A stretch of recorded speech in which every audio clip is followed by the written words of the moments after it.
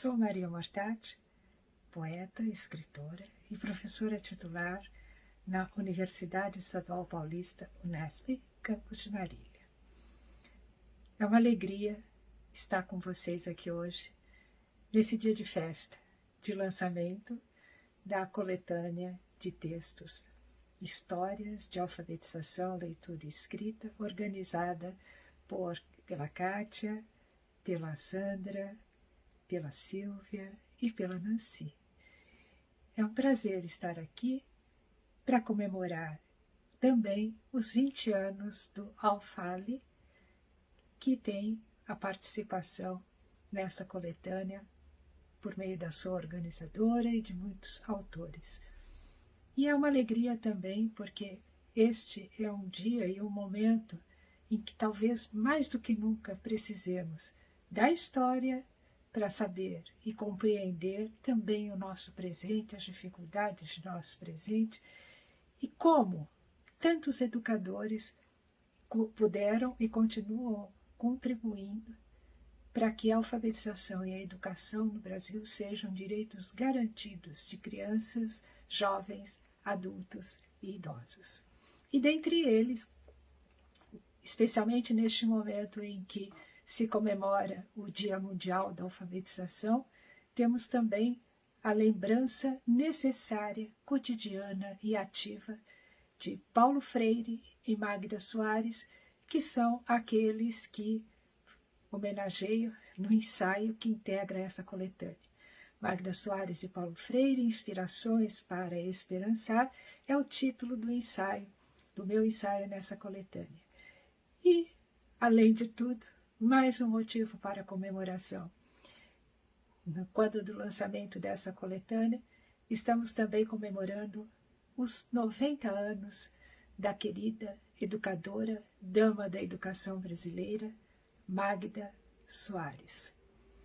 Inspiração para todos nós e também esperançando todos nós com a sua vida e com a sua obra, que faz, como um ato político, faz da sua vida e obra um motivo a mais a nos motivar para pensar em como podemos lutar com as nossas melhores armas para fazer com que, de fato, educação e alfabetização sejam um direito conquistado por todos para uma sociedade mais justa, para que nós possamos ter seres humanos com dignidade, respeitados nos seus direitos.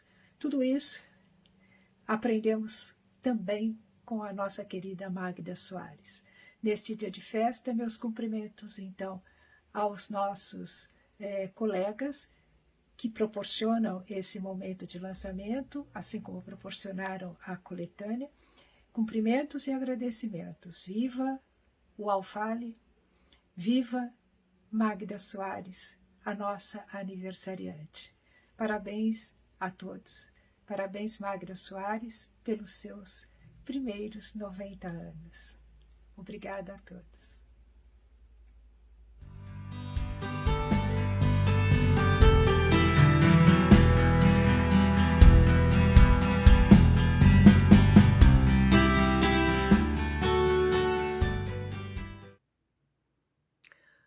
Olá, pessoal. Eu sou a professora Eliane Pérez, da Universidade Federal de Pelotas. Na obra Histórias de Alfabetização, Concepções, Práticas, Materialidades, organizada pelas queridas colegas e professoras Cancionila, professora Kátia, Lázara Nancy, Sandra e Silvia, eu escrevi um texto com um título longo que se chama Cultura Empírica Docente e Cultura Material e Imaterial da Alfabetização, Artefatos e Práticas Alfabetizadoras com o Patrimônio Histórico Educativo. Nesse texto, eu quis argumentar que as práticas das professoras alfabetizadoras brasileiras são das mais criativas e inventivas do mundo. No texto, eu relaciono a cultura empírica docente, que é a experiência da sala de aula, com a cultura material e imaterial da alfabetização. Considerei os artefatos criados pelas professoras todos os materiais pedagógicos feitos pelas professoras, desde o mais simples até um jogo mais complexo, como um patrimônio material da alfabetização brasileira. E é preciso que reconheçamos isso cada vez mais. E as práticas alfabetizadoras, a experiência, o fazer pedagógico, eu argumento que é um patrimônio imaterial da alfabetização brasileira. É preciso que cada vez mais reconheçamos o trabalho árduo, importante, feito pelas alfabetizadoras no cotidiano da sala de aula para alfabetizar as nossas crianças. Foi uma honra e um prazer ter escrito esse texto. Eu escrevi especialmente direcionado às alfabetizadoras brasileiras. Agradeço às colegas organizadoras da obra. Muito obrigado e um grande abraço.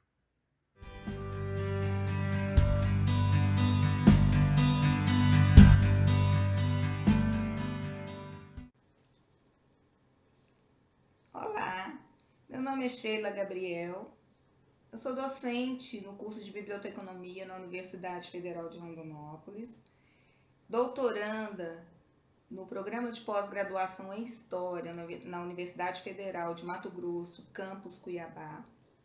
Estou aqui nesse momento com imensa alegria, participando junto com os meus colegas do lançamento dessa linda obra, na qual eu tenho a honra de participar com um capítulo intitulado A Pesquisa Histórica sobre o Livro e a Biblioteca. Esse texto resultado de leituras e reflexões em uma disciplina do doutorado, em que eu abordei sobre a historiografia sobre o livro e a biblioteca na perspectiva teórico-metodológica, tentando evidenciar em que perspectiva teórico-metodológica nossa pesquisa doutoral se insere. Eu, particularmente, acredito que as nossas produções científicas, acadêmicas, devem ultrapassar os muros da universidade, né? Então, essa obra é uma boa oportunidade para isso, para que alcance outros sujeitos, né? Outras pessoas que não só aquelas do âmbito acadêmico. É isso que eu espero. Essa obra está linda, criada, desenvolvida, produzida com muito amor, dedicação. É uma obra colaborativa, tá? Desejo boa leitura a todos. Grande abraço.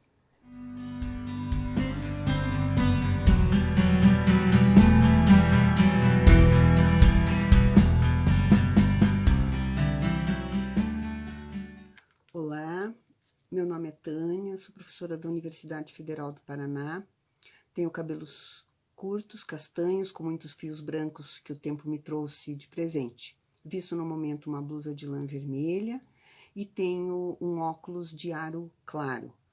Atrás de mim estão as estantes do Núcleo de Pesquisa em Publicações Didáticas, onde trabalho. Estou participando deste momento primeiro para agradecer às organizadoras do livro pela provocação, pela generosidade e pela oportunidade que me deram de escrever um texto que está agora publicado na companhia de tão respeitados colegas. O capítulo que assino resultou da decisão de enfrentar na escrita 2 desafios. O primeiro deles, o desafio de dialogar com as minhas memórias de professora, pesquisadora e também alfabetizadora, evitando as armadilhas do impulso autobiográfico.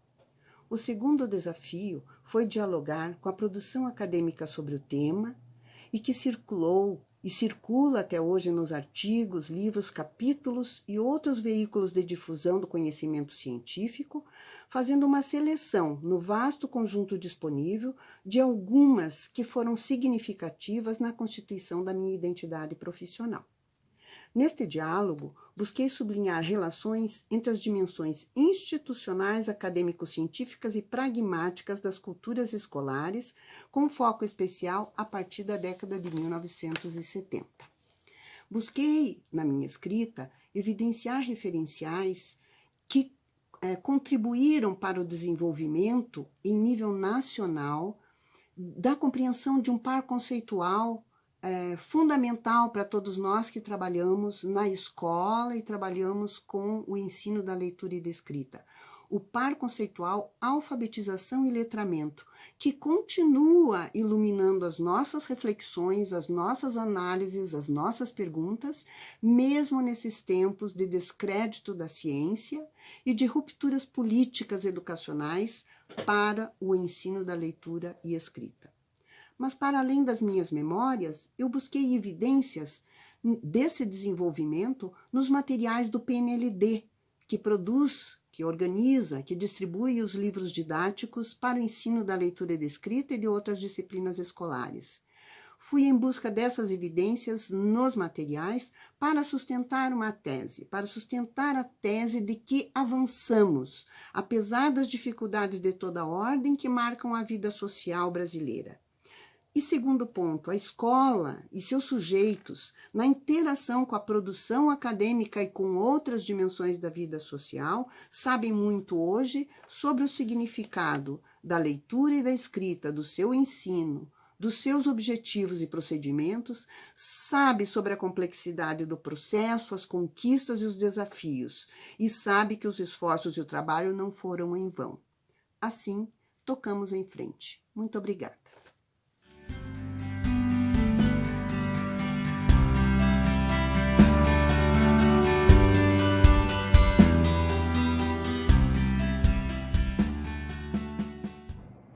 Olá, eu sou Cancionila Jankowski Cardoso, a Kátia, uma das organizadoras da obra e autora a 4 mãos de um capítulo com Alessandra Rodrigues. O título do nosso capítulo é Produção de Cartilhas em Mato Grosso, Políticas Públicas e Formação de Professores, 1977 a 1989. Nós apresentamos dois estudos, 2 cartilhas produzidas por professores matogrossenses, né? E no contexto de políticas públicas. A primeira cartilha ela nasceu como cartilha Nossa Terra, Nossa Gente, que deveria estar adaptada às crianças matogrossenses, mas logo foi cooptada pela editora Bloch e se transformou em cartilha Edu e teve circulação nacional. Por que a gente resolveu colocar esses 2 estudos juntos? Porque ambas são propostas regionais inicialmente. Ambas foram elaboradas por um coletivo de professores. Ambas são decorrentes de propostas de formação continuada e ambas tentam avançar no processo de alfabetização. Eu vou deixar a Alessandra falar um pouquinho do estudo dela. Olá, sou a professora Alessandra Pereira Carneiro e vim aqui partilhar com vocês a alegria de fazer parte dessa coletânea, juntamente com a professora mestra Kátia. Nós temos um capítulo neste livro, onde a gente conta a história de 2 livros didáticos, de 2 cartilhas, destinadas a alfabetizar crianças.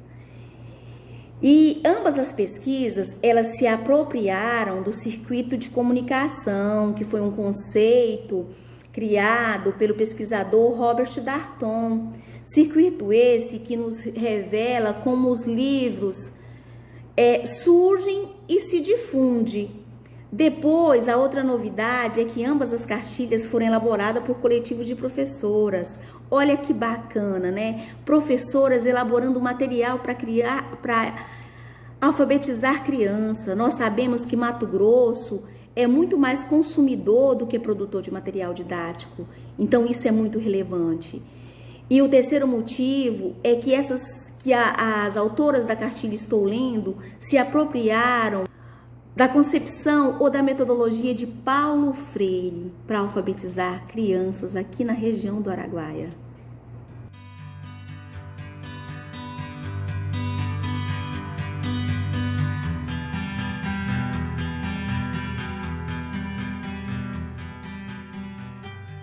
O objetivo deste trabalho, realizado por mim, Francisca Maciel, e pelo colega da Universidade Federal de Juiz de Fora, Juliano Guerra Rocha, foi analisar os prefácios de manuais escolares de iniciação à leitura e escrita produzidos no Brasil e em Portugal no século XIX. Nesse trabalho, nós buscamos compreender as estratégias discursivas utilizadas pelos seus autores para fundamentar a escrita dos textos. Essa análise, então, foi direcionada a partir das seguintes problematizações. Como esses discursos estão organizados? Quem são os destinatários e os leitores pretendidos dos prefácios? O que os prefácios ressaltam sobre o livro? Nós analisamos, então, 4 obras, 2 portuguesas e 2 brasileiras. As portuguesas nós analisamos o Método Castilho, de Antônio Feliciano de Castilho, a Cartilha Maternal, de João de Deus, e as brasileiras nós analisamos a Cartilha de Leitura, que é um plágio do Método Castilho, que é do João Vicente, e o Método Bacadafá, de Antônio Pinheiro de Aguiar. A escolha dessas obras nós baseamos no período de produção, circulação e as propostas metodológicas.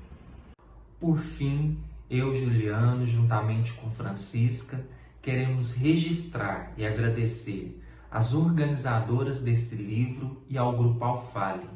A obra revela o compromisso do grupo e das professoras com a pesquisa em alfabetização no Brasil, bem como as contribuições do Alfale. Nosso carinho e um parabéns cheio de alegria à nossa querida mestra Magda Soares.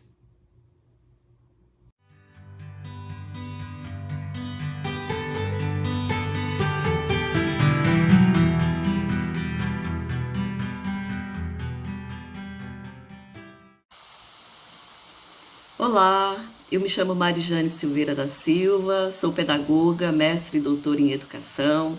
Atualmente eu atuo como professora do Instituto de Educação da UFMT aqui em Cuiabá. Nesta coletânea você vai encontrar um capítulo inédito de minha autoria, no qual eu relembro um pouco da história, da minha trajetória como pesquisadora no Alfale, e foi justamente da minha atuação no Alfale que eu desenvolvi alguns projetos de pesquisa que geraram alguns frutos, como a minha dissertação de mestrado, por exemplo, e o capítulo que se encontra nesta coletânea.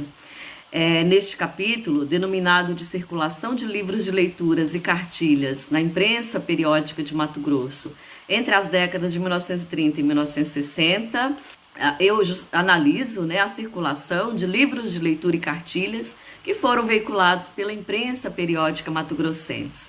Trata-se de uma pesquisa do tipo documental, de cunho historiográfico, na qual eu adoto o jornal como fonte primária, confrontando com outras fontes como relatórios, regulamentos, mensagens presidenciais, entre outros documentos.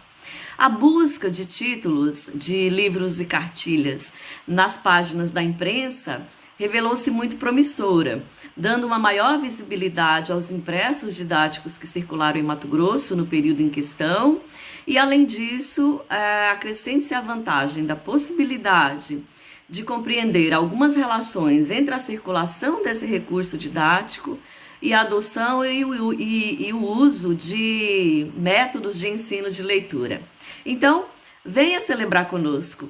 Ao adquirir a coletânea, você poderá conhecer mais sobre a história do Alfale em Mato Grosso e sobre a escrita da história da alfabetização que vem sendo construída com tanto carinho pela perspectiva de sujeitos tão diferentes. Um abraço!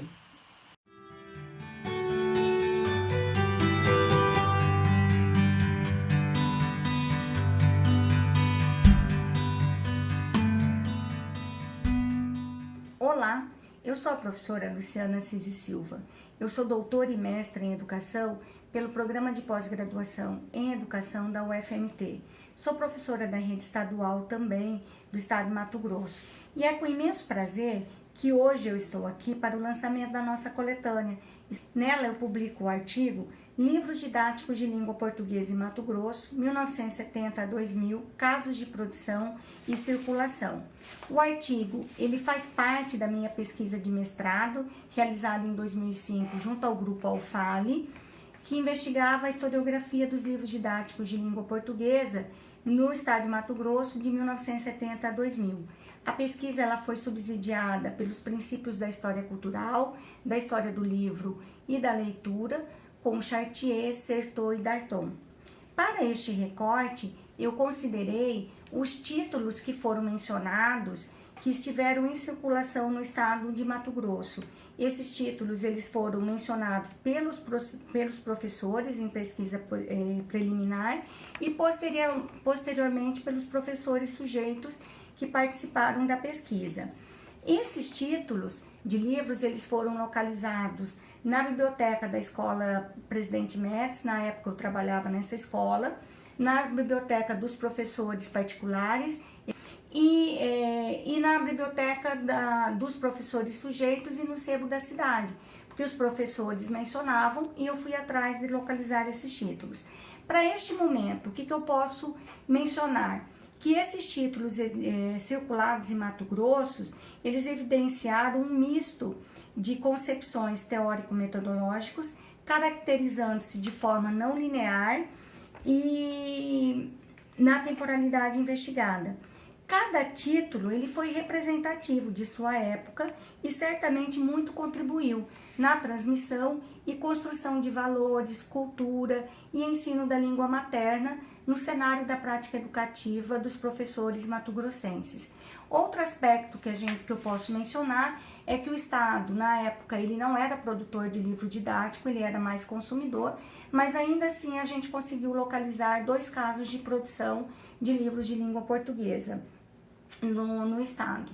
Então, para o momento, é o que eu posso dizer, mas eu faço um convite a vocês para conhecer as nossas pesquisas e conhecer os nossos textos. Muito obrigada!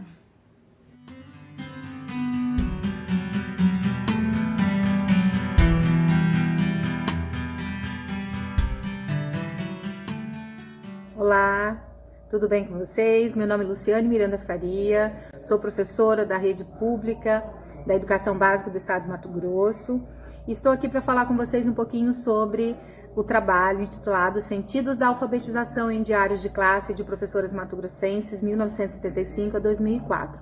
Esse trabalho ele está atrelado à linha de pesquisa Educação em Linguagem do Programa de Pós-Graduação da UFMT, sob a orientação da professora doutora Kátia Cancionilla Jankovski Cardoso.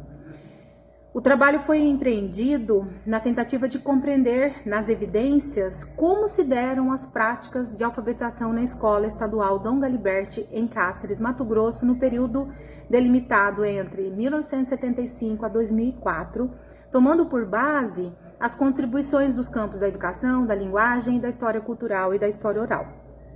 Essa delimitação histórica, ela compreende 3 importantes tentativas de mudança, sobretudo voltadas à alfabetização no estado de Mato Grosso, que é a produção de uma cartilha regional, A Nossa Terra, Nossa Gente, em 1977, o projeto de delimitação da proposta político-pedagógica de alfabetização no estado em 1987 e a implantação da escola organizada em ciclo em 2000. Então, para entender quais sentidos foram se constituindo na configuração textual dos diários de classe das alfabetizadoras da escola no período delimitado, propomos uma investigação sobre alfabetização de cunho histórico, considerando os diários de classe na condição de fontes do arquivo da extinta escola, bem como considerando também a história oral de professoras que atuaram na alfabetização durante o período delimitado.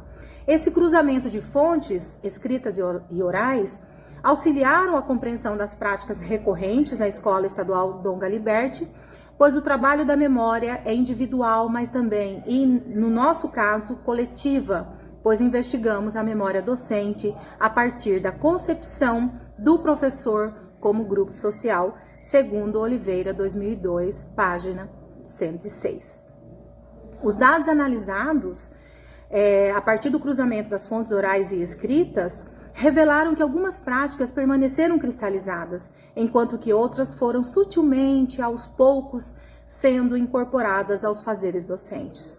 Compreendemos que as novas práticas estão sempre ancoradas às velhas, e não somente as concepções de ensino, mas também as normas instituídas e em vigência no período delimitado foram determinando as práticas da alfabetização da escola Dom Galiberti no período delimitado.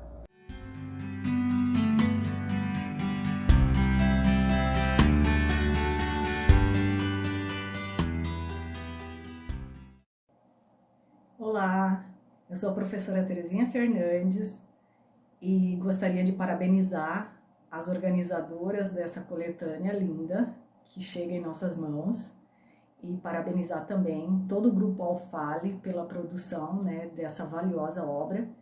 E eu sou autora do capítulo Alfabetização no Grupo Escolar Caetano Dias, em Mato Grosso, no período de 1961 a 1973.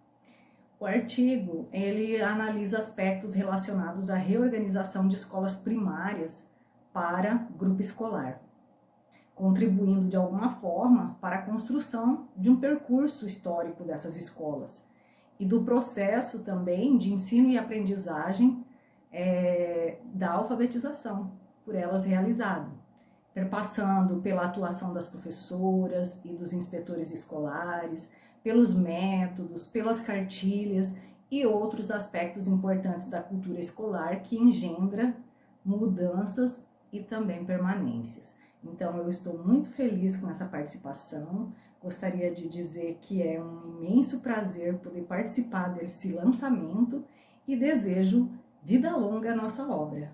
Obrigada.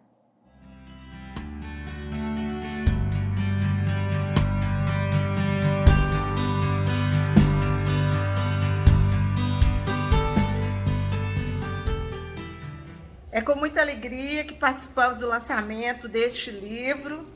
Muito nos honra, sobretudo, ter um capítulo no livro que começa com o legado de Paulo Freire e Magda Soares.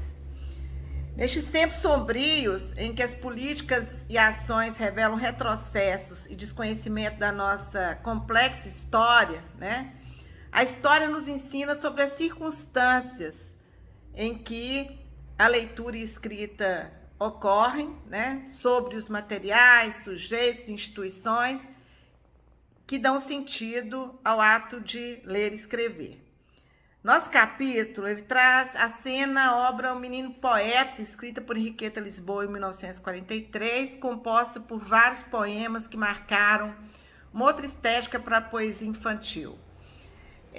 Nós trabalhamos a partir das referências da história cultural, a história do livro e da leitura, que nos permite observar e analisar as obras em sua materialidade, analisar o processo que antecede a produção dos impressos e os modos como essas obras circulam, na sociedade.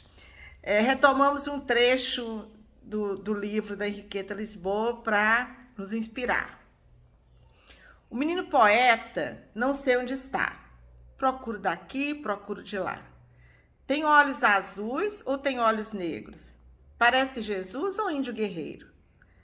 Tralalali, tralalalala. Mas onde estará que ainda não vi? Nas águas do Lambari, nos rios do Canadá? Estará no berço brincando com os anjos? Na escola, travesso, rabiscando bancos. Evocando o poema, mais um trecho. Certo peregrino passou por aqui.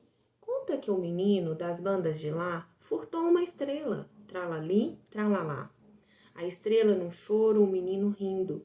Porém, de repente, menino tão lindo, subiu pelo morro, tornou a pregá-la nas saias da lua. Ai, que esse menino, será? Não será. Procuro daqui, procuro de lá. Tentando compreender as várias formas que a obra, que tem o mesmo título desse poema, se dissemina e forma leitores de várias gerações, buscamos investigar como editoras, leitores especializados e materialidades envolvidas nas diversas versões atuam nas condições de permanência, nas mudanças de roupagem e circulação da obra. As interferências das editoras, bem como as intervenções institucionais, direcionaram a obra e contribuíram para a sua permanência de 1943 até os dias atuais, como um livro perene no sentido de seu texto e mutante do ponto de vista de sua forma, circulando em contextos de formação do leitor literário, como a escola, e programas de incentivo à leitura, que o legado de Henriqueta Lisboa, de Paulo Freire, de Magda Soares e tantos outros nos inspire.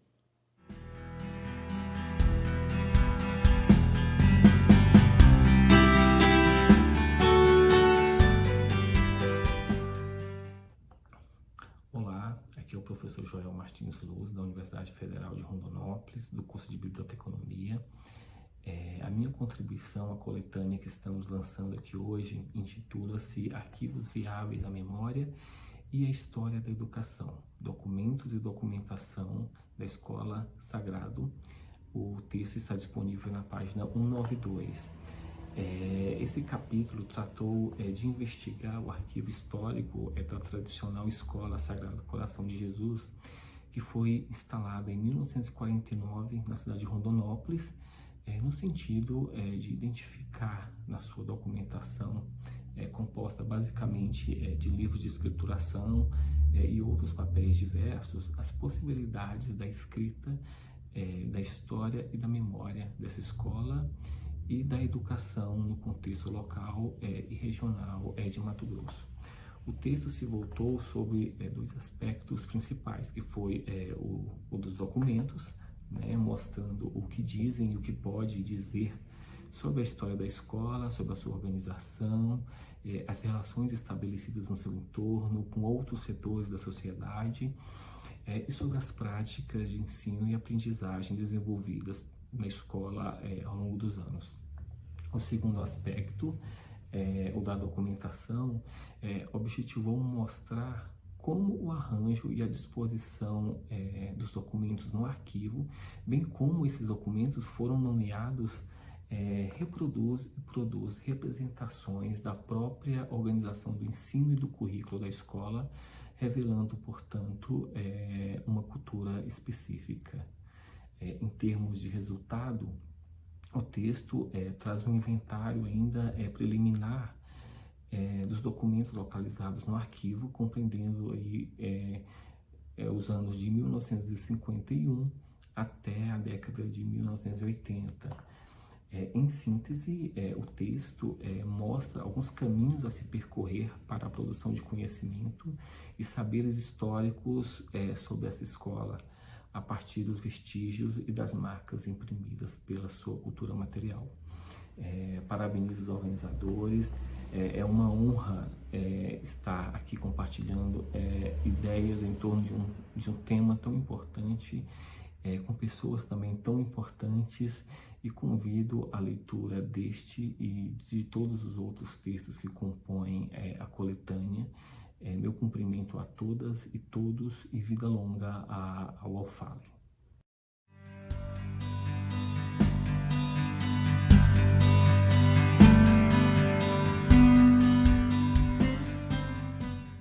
Olá, sou Lázara Nancy de Barros Amâncio, professora aposentada pela Universidade Federal de Mato Grosso, e nesta coletânea estou participando com a apresentação de um texto intitulado Práticas Escolares da Escola Modelo, Administração do professor Nilo Póvoas, nos anos de 1934 e 1935.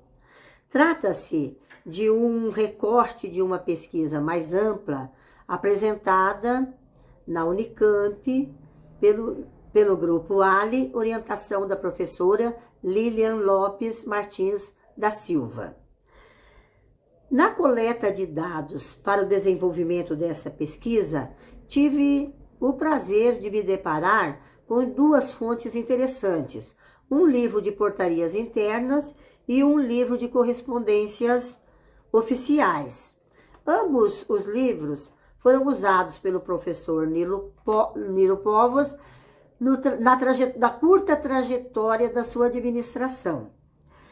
Neste material foi possível perceber a ação desse diretor buscando, primeiro, a formação cívica do cidadão republicano e a construção de uma boa imagem das escolas sob sua responsabilidade, já que ele era diretor da Escola Normal de Cuiabá e da Escola Modelo a ela anexa.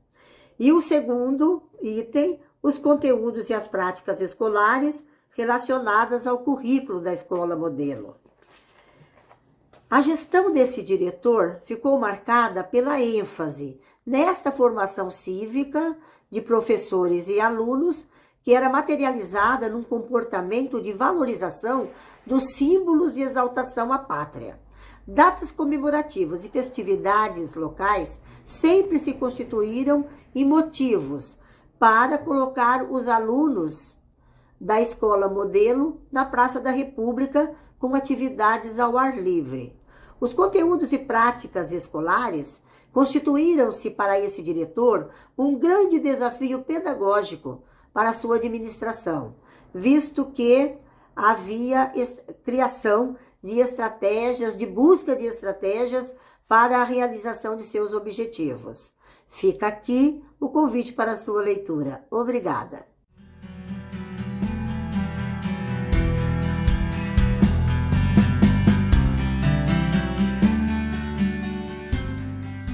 Em primeiro lugar, é importante parabenizar, né, o trabalho realizado pela Kátia, pela Lázara, pela Silvia e pela Sandra, de congregar numa coletânea, né, importantes pesquisas sobre a história da alfabetização no Brasil. Nos últimos anos, várias pesquisadoras, e é interessante observar que o livro é composto por a maioria quase que absoluta de pesquisadoras do campo da história da alfabetização. Então, várias pesquisadoras têm se dedicado a estudar a história da leitura e da escrita. Esse livro, ele congrega esses trabalhos, divulga, permitindo que a gente possa conhecer e entender melhor o presente a partir das leituras que nós fazemos do próprio passado. O texto escrito por Fabrícia e eu é um recorte de uma pesquisa bem mais ampla, cujo objetivo foi analisar o projeto Bloco Único que foi implementado no Espírito Santo na década de 1990. O Bloco Único no Espírito Santo, como ficou conhecido e escrito nos próprios documentos, foi uma política pedagógica e administrativa, cujo objetivo era evitar a evasão ou a reprovação no final da primeira série do ensino fundamental. Então, ela foi uma política que tentou solucionar um dos mais importantes desafios da alfabetização, que era evitar a reprovação e, consequentemente, a evasão das crianças da escola. Várias outras pesquisas foram feitas com foco no ciclo de alfabetização, né? E elas são muito importantes, de modo geral, todas elas são muito importantes, porque nos ajuda a perceber como a política de ciclo adotada nacionalmente foi adquirindo contornos muito específicos nos estados, né? No futuro, talvez, a gente possa analisar e discutir como que, na verdade, de modo geral, por meio de uma análise comparativa, como que essa política de ciclos ela foi implementada e comparar os dados que nós temos hoje. Agradeço mais uma vez a oportunidade, junto com a Fabrícia, de estar compondo essa importante coletânea e espero que todos os leitores e leitoras gostem do que vão encontrar. Eu, com certeza, estou gostando muito do que do que eu já li até o presente momento. Um abraço fraterno para todas e todos.